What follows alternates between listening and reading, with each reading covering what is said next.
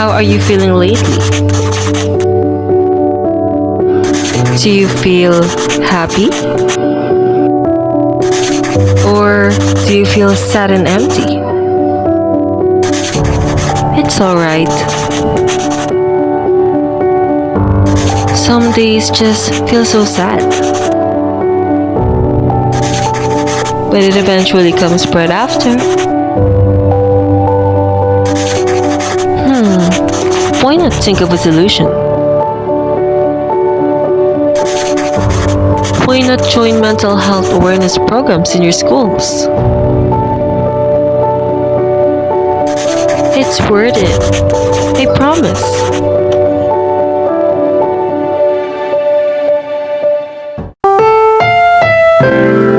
Ang susunod na programa ay Rated G. Ito ay pwede sa lahat ng manonood.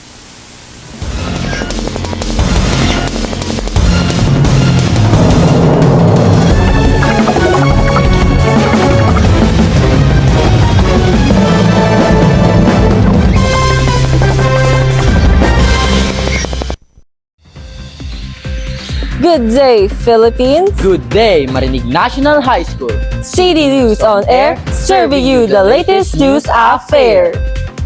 In the past years, mental health has emerged as a critical concern, particularly among the student population.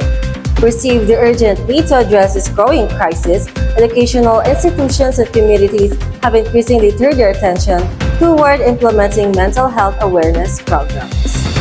Issues on mental health are one of the controversies individuals are facing right now, especially students. In a rapid and demanding academic environment, the mental well-being of students plays an important role in their overall success. As researchers, we are obligated to recognize the importance of addressing mental health concerns to improve the academic performances of each student and overall quality of life. In aiming to know the effectiveness of conducting mental health awareness in the academic performances of the grade 7 and 10 students of Marinig National High School, this study aims to know the demographic profile of the students in terms of their sex, age, and grade level.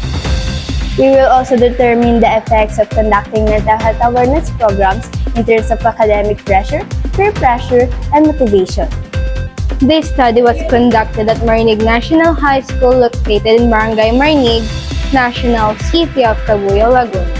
This study is conducted to determine the effects of having programs in schools such as mental health awareness program to grade 7 and grade 10 students, and to determine if there are any significant relationships between the respondents' academic performance and demographic growth. This study aims to determine those students who are currently experiencing mental distress. For the students, it will help them to ventilate out their problems.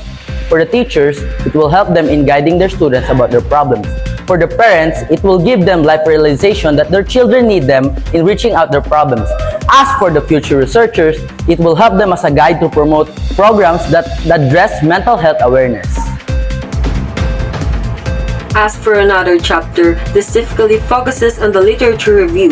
This chapter provides an in-depth review and synthesis of existing research and literature relevant to the topic of the study.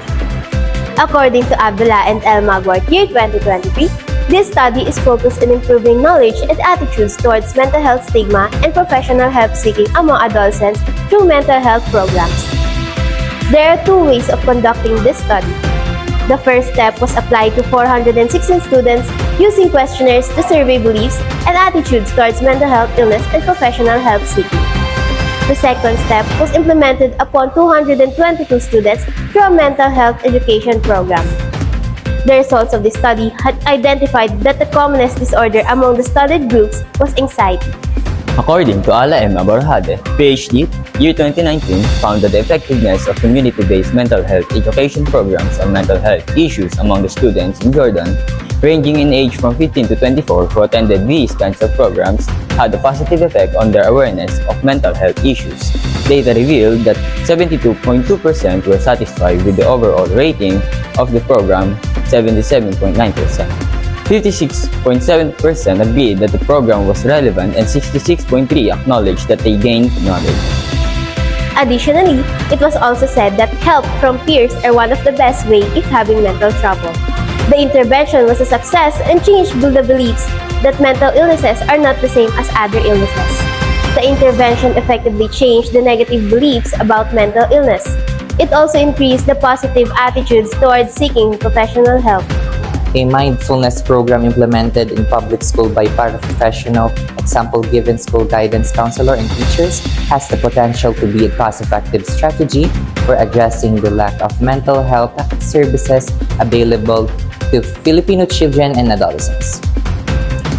The majority of programs are facilitated by therapists or experts with extensive experience and practice in mindfulness meditation as recommended by the principal proponents of MBCT programs.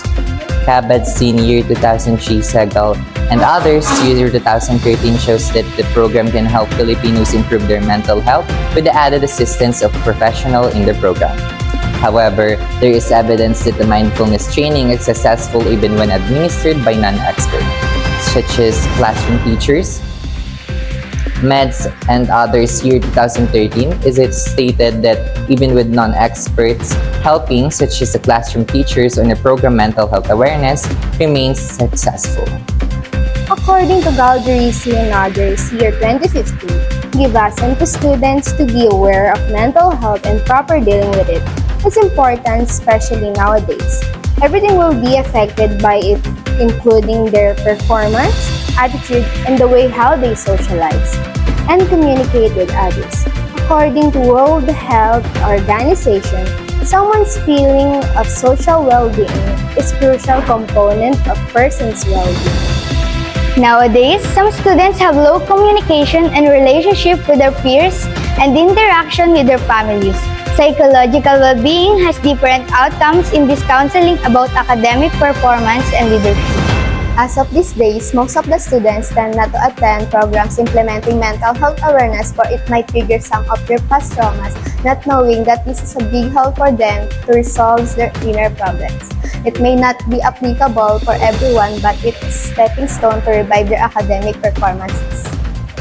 According to Iweg Buwe, GU Ofune, UA, Icaro S. Arikendi, PG, year of 2024, it is uncommon to find many people saddened down for different reasons. For example, some of them might feel sad because of their non-performance in school or for failing examinations. Some individuals endure relationships not just romantically, they likewise forfeit something important to them. They start to lose interest in things they once found comforting and lightweight. As of this chapter, this difficulty involves the methodology section. This chapter outlines the methods and procedures used to conduct the research, including data, collection, analysis, and interpretation. Here is a breakdown of what typically happens in this entire chapter. The current study employed a quantitative methodology. It is composed of questionnaires as the primary research tool. The major instrument used for data collection was given to the respondents. The desire of the questionnaire was to assemble the sufficient data related to the study's goal. Out of 222 grade 7 students, composed of 5 sections, and 166 grade 10 students, composed of 5 sections, using the fishbowl method, the researchers chose grade 7 Sampaguita as their respondents with 47 students, with 26 female and 21 male, and grade 10 Diamond with 51 students, including 32 female and 19 male of Marinig National High School, were chosen as the respondents of the study. An online survey questionnaire was utilized to gather data on participants. Participants were provided with a link to the online survey via email. All the data were collected anonymously after the participants were instructed to finish the survey. The researchers manually counted the respondents of their questionnaire. After the data was collected anonymously, the researchers counted the total number of respondents to get the results. This chapter presented a summary of the findings of the study, the conclusion based on the results, as well as the recommendation which resolves in answering the problems cited during the course of the study. These are presented in paragraph form to follow the discussion between the students' academic performances and the effectiveness of conducting mental health awareness programs. And the last part discusses the relationship between the students' academic demographic profiles and the effectiveness of conducting mental health awareness programs. This part of the study reveals the results of the analysis that has been made. demographic profile of the students. The first objective of the study was to determine the demographic profile of the students in terms of: first, sex. Female participants have a total of 67% and male with 33%. Second, age. The age of the respondents ranges from 13 years old to 16 years old. Most of the respondents are 13 years old with 53%. Third is grade level. The grade level with the highest respondents is grade 7, which has a total of 66%, determining the second assessment of the students to its effect. The second part was students' assessment to the effect in terms of academic pressure, with a total of 67.9% of the respondents agreed that academic pressure gives them emotional distress. The third part was the student assessment to the effect in terms of peer pressure, with 70.5% of the respondents disagreed that peer pressure affects them. And the fourth part was students' assessment to the effect in terms of motivation. 90.2% of the respondents agreed that they feel motivated to be part of a mental health awareness program. To conclude this study, the question of how does it is important to conduct mental health awareness programs in the academic performance was explored. The findings of this research ratify that conducting mental health programs, especially to high school students nowadays, is such important. Because of new way of learning, they were still adjusting and their social life got affected.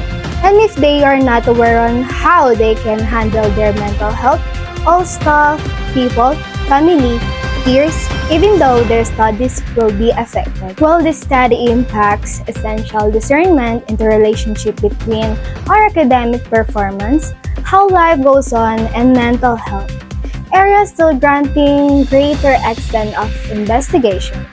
Future research could focus on exploring the effects of mishandling of mental health, examining the symptoms or signs of having mental health problems and its causes, and how to access knowledge about mental health. This investigation would put up a more comprehensive understanding about the topic and provide evidence and recommendations for mental health awareness programs.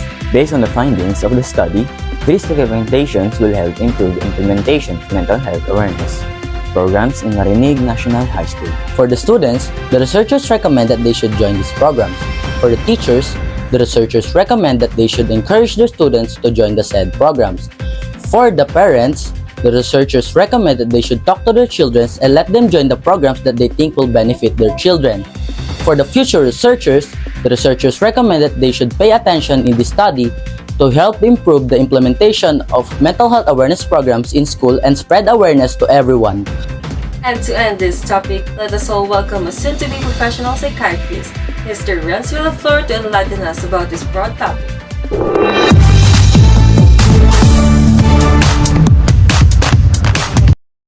So hello everyone, my name is Renz Patrick L. Villaflor. So I am a BS Psychology student at Our Lady of Fatima University. I would like to answer 2 questions according to my knowledge and also to the facts stated in the reliable textbooks. What is a anxiety and what is a depression? According to Barlow, so Durant and Hoffman in the book of Abnormal Psychology, anxiety defines as a negative or mood state characterized by bodily symptoms of physical tension and apprehension about future. Kapag sinabi natin na ang anxiety, it is fear of the future outcomes. Dito nakakaramdam tayo ng trembling, natataranta tayo, ninenervous tayo. So, those are anxiety. And anxiety, hindi siya tangible, unlike fear. So, hindi natin siya nakikita, hindi natin siya nararamdaman, pero nagkakaroon siya ng fear sa atin. Si anxiety, hindi lang fear yung binibigay niya. It also gives us a way na para mag-prepare for that future. For example, you are anxiety about sa test or meron kang test anxiety. So, para mo ma-ease yung anxiety na yun, ang gagawin mo is mag-prepare ka for the examination. Normal po ba ang mag-anxiety? And the answer is yes, lahat ng tao ay nagkakaroon ng anxiety. Pero, kung malubhanin yung anxiety mo and so yung anxiety mo is very nakaka-apekto na siya sa work life and society life mo. So, pwede siya mag-lead to many anxiety disorders. So, paano naman kapag depression? Ang depression is a mood which is characterized ng dalawang bagay. Ito yung pinakadalawang importanteng bagay. Unang-una is meron kang depressed mood or nalulungkot ka. And pangalawa is anhedonic ka. Ibig sabihin ng anhedonic, ibig sabihin wala kang gana gawin yung mga bagay na ginagawa mo dati. So, ano nga pinagkaiba niya sa sadness? So, kapag sinabi nating sadness, ito yung emotions na nafe-feel natin na nalulungkot tayo. Naiiyak tayo, na-frustrate tayo. So, yun yung tinatawag nating sadness. Meanwhile, depression is a mental illness. So, sabi nga natin kanina, ang depression ay characterized siya ng matinding pagkalungkot or depressed mood at ng loss of interest sa mga bagay na ginagawa natin dati. So, according to Diagnostic and Statistical Manual of Mental Disorder, malalaman natin o madadiagnose natin ang taong may depressive disorder if he or she has a depressed mood all day. So, nalulungkot siya, makikita natin. So, pangalawa is loss of interest. So, ibig sabihin, yung tao na yun is wala siyang interest sa mga bagay-bagay, wala siyang interest na gawin yung mga bagay na dati niyang ginagawa. So, malalaman din natin kung yung tao na yun is may kita natin yung weight niya is bag during those depression is pumayat ba siya or tumaba siya, or pwedeng makita natin kung yung client or patient na yun is regular ba yung pagtulog niya or di siya makatulog. And also, pwede natin makita if a person has a thoughts of suicide or death. So, pwedeng sabihin natin yung tao na yan is nagtathought siya na gusto niya mamatay. If kung mamatay siya, is it make it better. So, pwede natin ma-diagnose yun as a major depressive disorder. So, another question is, do I agree that schools should provide mental health awareness programs? So, I would say yes as a student on this related field. So, mahalaga sa mga bata na magkaroon ng mag-conduct ng mental health awareness programs.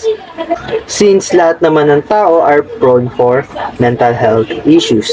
So, and mga bata ngayon, so yung society natin ngayon is very open na for mental health. And at the young age, we need to learn we need children to learn those mental health issues. And pangalawa, so yung parents naman nila is hindi naman sila open, or may mga families naman hindi sila open about their mental health. So kailangan din na kailangan din nila ng mental health program para magabayan yung development ng bata and also yung mental health ng bata, which affects their academic performance.